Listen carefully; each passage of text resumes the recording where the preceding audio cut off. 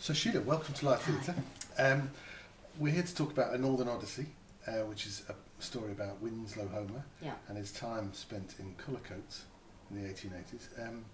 Obviously you're from that part of the world. Yeah. How did you discover the story? Is it something you've always been aware of? No, I didn't know. I knew about Winslow Homer, but I didn't know that he lived in colour coats, ever. Until I saw an advert in the New York Review of Books for an exhibition.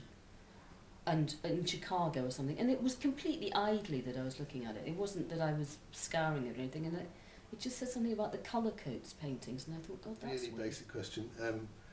Why do you think Winslow Homer came to colour coats? Do you know what? I haven't got a clue. We have tried to work this out. I suspect it's because he had an artistic crisis and he solved the artistic problem whilst he was in colour coats, which is then why he left, because his art changed when he came to colour coats, and I think that he came out of that artistic hiatus, and by the time he left colour coats he was a different painter, but it took him those 22 months to get there. I think that's what it is, but you know, this is just a guess. To be honest, I have no idea what he was doing here, and I don't know why he stayed 22 months, because he would never tell anybody why he did. He never said the same thing twice. He was incredibly evasive, and he never told anyone about his personal life. And he wouldn't let people write a biography of him whilst he was alive. Experience he had here stayed with him, and that influenced his work from well, there he kept painting the same woman, who was Maggie Story from Colour Coats, years after he left Colour Coats.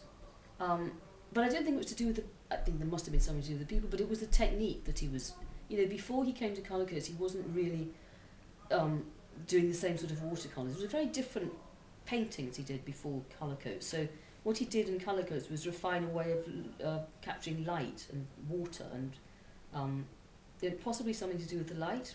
One can only guess, because I don't know I don't know Winslow Homer. I only know the Winslow Homer that I've written, because the real Winslow Homer has been dead since 1910, and we have no way of knowing what went on in his head.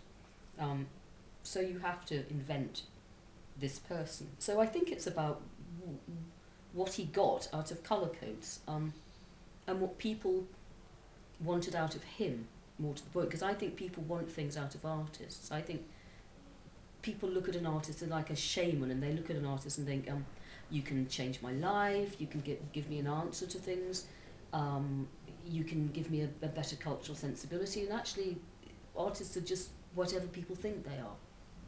You know, all you're doing is getting on with what it is that you do, but people actually think you have the answers to things. Of course you don't have any answers.